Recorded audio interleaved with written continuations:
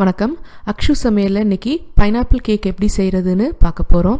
அதுக்கு முதல்ல ஒரு பெரிய பாத்திரத்தில் 200 கிராம் மார்கரைன் அப்படின்னு கிடைக்கும். கேக் டால்டான்னு தனியாக இப்போ சூப்பர் மார்க்கெட்டில் விற்கிறாங்க. அது கிடச்சிச்சின்னா அதில் ஒரு 200 கிராம்.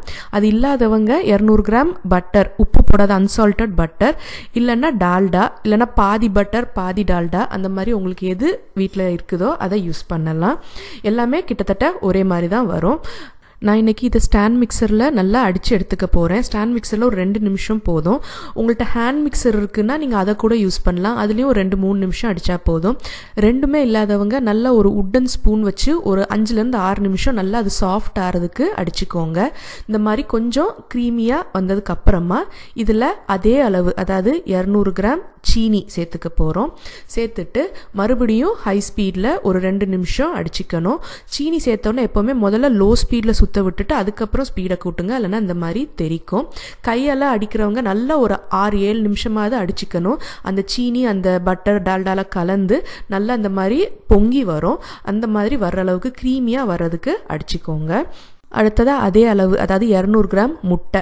ஒரு முட்டை கிட்டத்தட்ட 50 கிராம் வெயிட் இருக்கும். அதனால் ஒரு 4 முட்டை சேர்த்துக்கோங்க. இது கூடயே வாசனைக்கு எசன்ஸ் சேர்க்கணும். சாதாரணமாக கேக்குக்கு வெனிலா எசன்ஸ் சேர்ப்போம். பைனாப்பிள் கேக்குன்றதுனால நான் இன்றைக்கி பைனாப்பிள் எசன்ஸே சேர்க்குறேன்.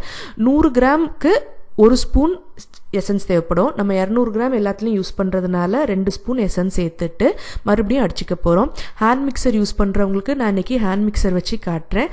அதே மாதிரி தான் ஃபுல் ஸ்பீடில் வச்சு சீனியும் வெண்ணையும் அடிச்சிக்கணும். முட்டை சேர்த்ததுக்கப்புறம் எந்த யூஸ் பண்ணுறதா இருந்தாலும் மீடியம் ஸ்பீடில் யூஸ் பண்ணுங்கள். கையால் அடிக்கும்போது அப்படி தான் கொஞ்சம் வேகத்தை குறைச்சி அடிங்க. ஃபஸ்ட்டு அடிக்க ஆரம்பித்தோடனே அந்த முட்டை சேர்த்தோடனே திட்டாக வரும். அந்த இதெல்லாம் நீங்கி மறுபடியும் அது நல்லா க்ரீமியாக கலந்து வர்றதுக்கு அடிச்சுக்கணும். இந்த மாதிரி சைடில் இருக்கிற பட்டர் க்ரீம் எல்லாம் அப்பப்போ இந்த மாதிரி இழைச்சி விட்டுக்கோங்க. விட்டுட்டு அதுக்கப்புறமும் கூட கொஞ்சம் நேரம் அது நான் ஏற்கனவே சொன்ன மாதிரி அந்த திட்டாக இல்லாமல் நல்லா க்ரீமியாக வர்றதுக்கு நல்லா அடிச்சுக்கணும். நான் இப்போது 2வது உள்ளதை சாதாரணமாக ஸ்டாண்ட் மிக்சர்லேயே அடிக்கிறேன். நான் ஏற்கனவே சொன்ன மாதிரி ஸ்டாண்ட் மிக்சர், ஹேண்ட் மிக்சர் எதுலனாலும் ஒரு 2 நிமிஷம், கையில் அடிக்கிறதா இருந்தால் முட்டை சேர்த்ததுக்கப்புறம் ஒரு 3-4 நிமிஷம் நல்லா அடிக்க வேண்டியது இருக்கும். உங்களுக்கு அது பார்க்கும்போதே நல்லா இப்போ டிஃப்ரென்ஸ் தெரியும். முதல்ல கொஞ்சம் திட்டாக இருந்ததெல்லாம் மாறி இப்போ நல்லா க்ரீமியாக ஸ்மூத்தான ஒரு மிக்சர், ரொம்ப தண்ணியாகவும் இருக்காது, அதே நேரம் க்ரீமியாக இந்த மாதிரி ஒரு நல்ல ஒரு கன்சிஸ்டன்சியில் கிடைக்கும். இந்த சமயத்தில் நம்ம மறுபடியும் ஆஃப் பண்ணிவிட்டு இதில் ஒரு 200 கிராம் மைதா மாவு சேர்த்துக்க போகிறோம். 100 கிராம் மைதா மாவுக்கு 1 டீஸ்பூன் பேக்கிங் பவுடர் போடணும். நம்ம 200 கிராம் எடுத்துருக்கிறதுனால 2 டீஸ்பூன் பேக்கிங் பவுடரை நான் அதில் ஏற்கனவே சலிச்சு வச்சுருக்கேன். ரெண்டையும் கலந்து அதை இதில் சேர்த்து திரும்ப மிக்ஸ் பண்ண போகிறோம். மாவு சேர்த்ததுக்கப்புறம் எப்போவுமே லோ ஸ்பீடில் தான் சுற்ற விடணும். ஹேண்ட் மிக்சராக இருந்தாலும் சரி, ஸ்டாண்ட் மிக்சராக இருந்தாலும் சரி. மாவு வெளியே பறக்காமவும் இருக்கும். அதே நேரம் கேக்குக்கு மாவு சேர்த்ததுக்கப்புறம் லோ ஸ்பீடில் தான் சுற்றணும். அப்போ தான் கரெக்டான அந்த கன்சிஸ்டன்சி கிடைக்கும். கையில் நீங்கள் கிண்டுறதா இருந்தால் கொஞ்சம் மெதுவாக அந்த ஈரத்தில் மாவெல்லாம் உறிஞ்சி வர்ற வரைக்கும் நல்லா கிண்டி எடுத்துக்கோங்க. வெண்ணையும் சீனியும் அடிக்கும்போது தான் நீங்கள் ரொம்ப ஃபாஸ்ட்டாக கையை சுற்ற வேண்டியது இருக்கும். முட்டை சேர்த்ததுக்கப்புறம் கொஞ்சம் மீடியம் ஸ்பீட், மாவு சேர்த்ததுக்கப்புறம் கொஞ்சம் மெதுவாக கையை கொஞ்சம் நிதானமாக சுற்றினா போதும்.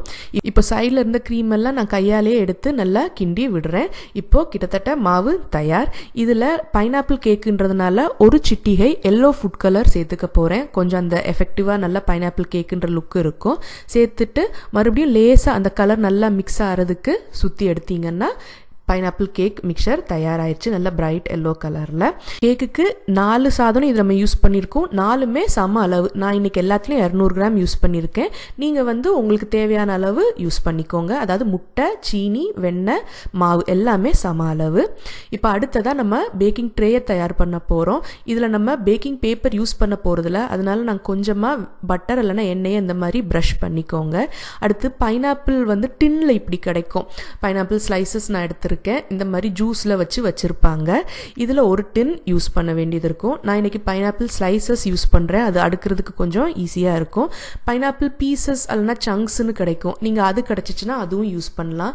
இந்த எசன்ஸ் கடைன்னு தனியாக இருக்கும் இல்லையா, முக்கியமாக அந்த கேக்கு அல்லனா பேக்கரி ஐட்டம்ஸு, முந்திரி பருப்பு, ஸ்பைசஸ்லாம் விற்பாங்க. அந்த கடையில் இது கிடைக்கும். பெரிய சூப்பர் மார்க்கெட்லேயும் இப்போ கிடைக்கிது. கிடைக்காதவங்க ஃப்ரெஷ் பைனாப்பிளையே இந்த மாதிரி பீசஸாக கட் பண்ணி கொஞ்ச நேரம் சீனி தண்ணியில் ஊற போட்டு எடுத்தீங்கன்னா அந்த புளிப்பு டேஸ்ட்லாம் மாறி இந்த மாதிரி சாஃப்டாக கிடைக்கும். அதை யூஸ் பண்ணலாம்.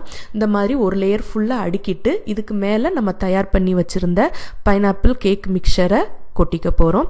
சைடில் நல்லா பரப்பி விட்டுக்கோங்க. நடுவில் ஒரு ஹோல் இருக்கிற மாதிரி பார்த்துக்கோங்க. ஏன்னா கேக் நம்ம அவனில் வச்ச உடனே அது எல்லாம் உருகி நடுவில் தான் எல்லாம் வந்து கட்டும். ஸோ மொத்தமாக சம அளவில் நீங்கள் பரப்புனீங்கன்னா நடுவில் ரொம்ப தடியாக மேலே எலும்பி வரும். இந்த மாதிரி பரப்பி விட்டிங்கன்னா கொஞ்சம் சம அளவில் வரும். இதை ப்ரீஹீட் பண்ண அவனில் ஒரு 160லேருந்து 170 டிகிரி வரைக்கும் ஒரு அரை மணி நேரத்துலேருந்து 3/4 மணி நேரம் வச்சு எடுத்தீங்கன்னா அருமையான பைனாப்பிள் கேக் தயார். நடுவில் ஒரு கத்தி வச்சு குத்தி பாருங்கள். மாவு எதுவும் இல்லாமல் ட்ரையாக வந்ததுன்னா கேக் தயாராகிடுச்சுதுன்னு அர்த்தம். இப்போ இதை வந்து ஒரு கத்தியை வச்சு சைடில் நல்லா இலச்சி விட்டுக்கோங்க. ஏன்னா நம்ம பேக்கிங் பேப்பர் போடாததுனால கொஞ்சம் ஒட்டி பிடிக்கும். ஃபுல்லாக எல்லாம் இந்த மாதிரி இலச்சி எடுத்துட்டு ஒரு கூலிங் ட்ரேயோ இல்லைன்னா பிளேட்டையோ இந்த மாதிரி வச்சு தலைகீழ திருப்பி எடுத்துக்கோங்க. கொஞ்சம் ஒட்டி இருந்ததுன்னா லேஸில் வராது. லேஸாக தட்டி விட்டோ இல்லைன்னா சைடில் ஒரு கத்தியை வச்சியோ எடுக்கலாம். ஆவி நல்லா சூடாக இருக்கிறதுனால கூட வராமல் இருக்கும். இந்த மாதிரி எடுத்திங்கன்னா ஈஸியாக வந்துடும். இப்போது பைனாப்பிள் கேக் தயார். அந்த பைனாப்பிள்லாம் ரொம்ப அருமையாக செட் ஆகி வந்திருக்கும். நார்மல் கேக்கை விட இது ஒரு 5-10 நிமிஷம் எக்ஸ்ட்ரா ஆகும் வேகிறதுக்கு. ஏன்னா அந்த பைனாப்பிளில் இருக்கிற ஈரம்லாம் காஞ்சி வர்றதுக்கு கொஞ்சம் நேரம் பிடிக்கும். சாதா கேக்குக்கு இது ஒரு வித்தியாசமாக ரொம்ப அருமையாக இருக்கும். இதை உங்கள் வீட்லேயும் ட்ரை பண்ணி பாருங்கள். நிச்சயம் எல்லாத்துக்கும் ரொம்ப பிடிக்கும். நன்றி.